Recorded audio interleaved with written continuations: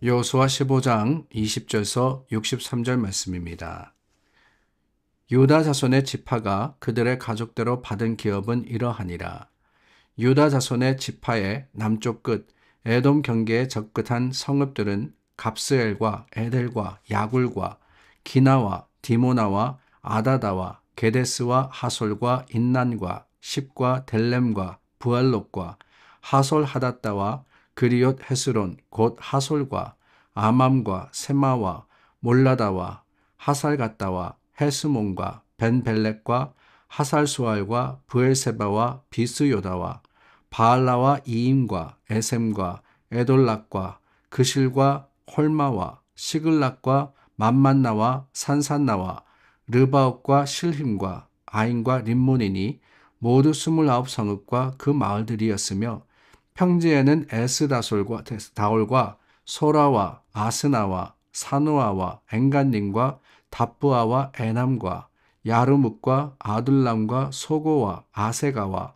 사라임과 아디다임과 그데라와 그데로다임이니 14성읍과 그 마을들이었으며 스난과 하다사와 밀닷갓과 들르암과 미스베와 욕드엘과 라기스와 보스갓과 에글론과 갑봉과 라망과 기들리스와 그데롯과 벳다곤과 나아마와 막게다이니 16성읍과 그 마을들이었으며 림나와 에델과 아산과 입다와 아스나와 느십과 그일라와 악십과 마레산이 9성읍과 그 마을들이었으며 에그론과 그 촌락들과 그 마을들과 에그론에서부터 바다까지 아스돗 곁에 있는 모든 성읍과 그 마을들이었으며 아스돗과 그 촌락들과 그 마을들과 가사와 그 촌락들과 그 마을들이니 애굽 시내와 대의 경계까지 이르렀으며 산지는 사밀과 얏들과 소고와 단나와 기랴산나 곧 드빌과 아납과 에스드모와 아님과 고센과 홀론과 길로이니 11성읍과 그 마을들이었으며 아랍과 두마와 에산과 야님과 벳 답부아와 아베가와 훔다와 기럇 아르바 곧 헤브론과 시올이니 9성읍과 그 마을들이었으며 마온과 갈멜과 십과 유다와 이스르엘과 욕다암과 사노아와 가인과 기브아와 딥난이 10성읍과 그 마을들이었으며 할훌과 벳술과 그돌과 마하락과 벳 아녹과 엘드곤이니 6성읍과 그 마을들이었으며 기럇바알 곧 기럇 여아림과 납바이니 2성읍과 그 마을들이었으며 광야에는 벳 아라바와 밑딘과 스가와와 닙산과 소금 성읍과 엔게디니 6성읍과 그 마을들이었더라. 예루살렘 주민 여부수 족속을 유다 자손이 쫓아내지 못하였으므로 여부수 족속이 오늘까지 유다 자손과 함께 예루살렘에 거주하니라. 갈렙이 헤브론 땅을 차지함으로써 가나안 정복 전쟁이 끝이 났다라고 말씀을 드렸습니다.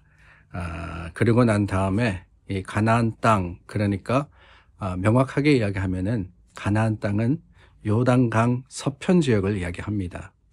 요단강 동편 지역에 이미 모세가 두 지파 반에게 땅을 허락하고 그곳에 정착하게 했지만 실은 요단 서편의 땅을 차지하는 것, 그것이야말로 하나님의 약속된 땅을 차지하는 그 과정의 마지막이었고 그것으로 인해서 그 땅이 영원토록 이스라엘에게 이 기업으로 주어지게 되는 겁니다. 기업이라는 단어가 나오는데요. 기업은 영어로 하면은 inheritance입니다.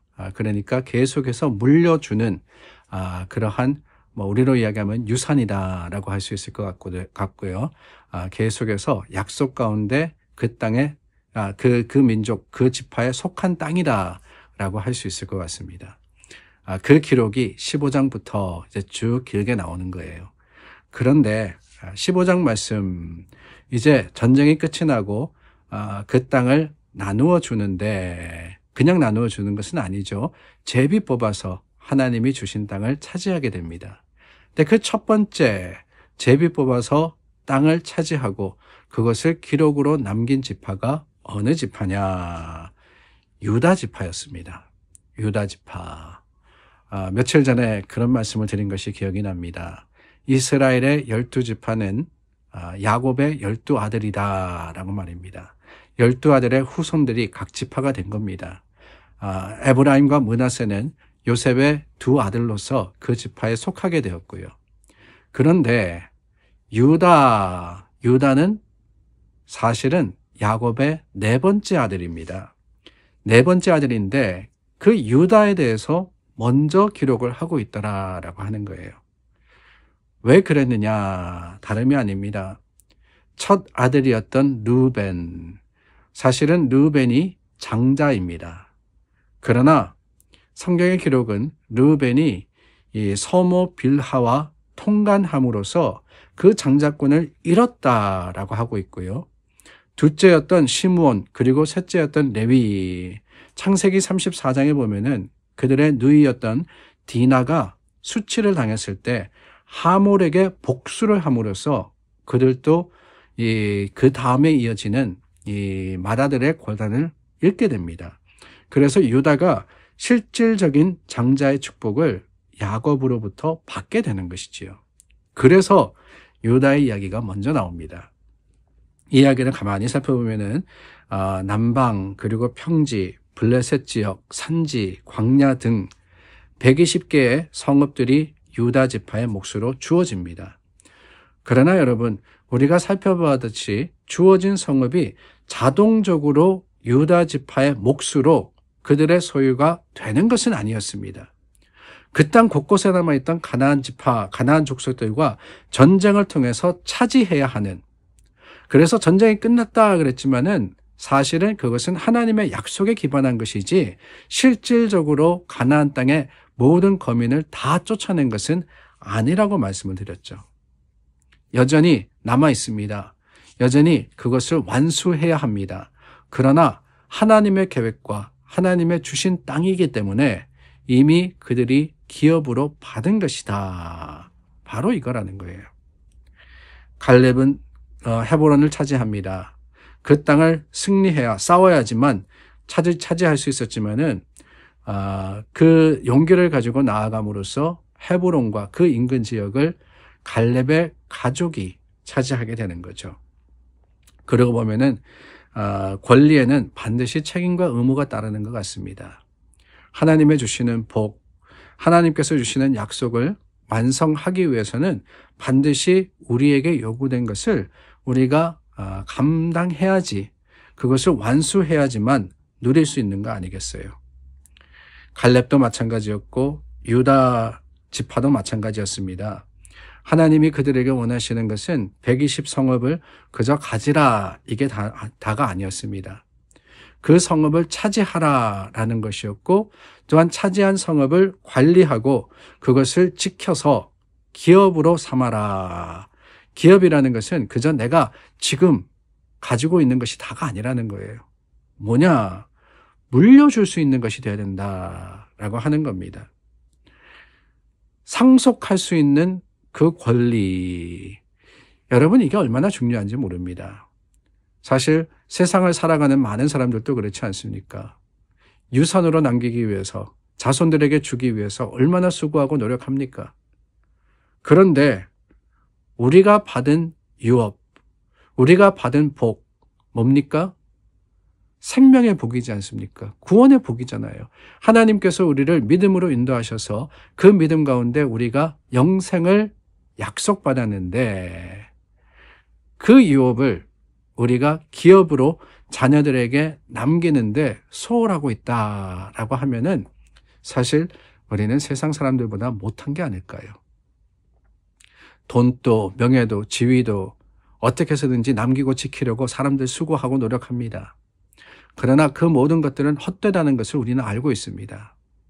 우리가 지켜야 할 것은 다른 게 아니에요. 하나님의 나라에 대한 약속입니다. 내가 하나님의 나라를 누리도록, 하나님의 나라에 영원토록 살도록 우리가 최선을 다해서 신앙생활하고 믿음으로써 우리에게 주어진 평생의 길을 갈 뿐더러 그게 다가 아닙니다. 내가 받은 복을 내 자녀도 내 후손도 누릴 수 있도록 남길 수 있는 것, 그게 바로 믿음의 유산이자 하나님이 우리에게 주신 책임이라고 저는 생각합니다. 그래요. 우리가 자녀를 위해서 기도하는 게 왜 그렇습니까? 세상 속에서 잘 살라고 하는 게 아니잖아요. 세상 속에서 성공하라고 우리가 그들을 위해서 항상 기도하는 게 아닙니다. 하나님을 알고 우리가 그랬듯이 하나님 안에서 위로받고 믿음으로써 승리하도록 우리 자녀들도 주님 만나도록 그 주님을 알고 주님을 따르고 주님을 섬기도록 우리는 기도하고 하나님을 찾아 구하는 거 아니겠습니까? 그러기 위해서 좋은 믿음의 유산을 남기기를 애쓰는 저와 여러분들이 되기를 바랍니다. 부모로부터 배워야 되지 않겠어요?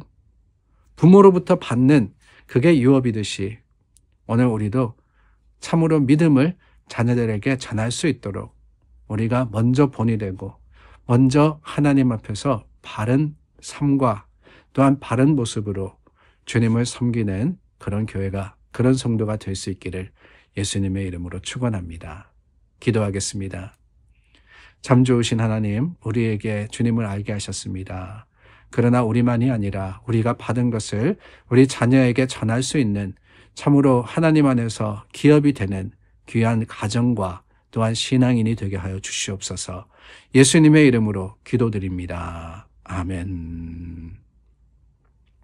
우리 믿음과 소망 가지고 주님 앞에 섰습니다. 오늘도 자녀를 위해서 기도하고 다음 세대를 위해서 주님 앞에 간구하는 교회가 될 수 있기를 바랍니다.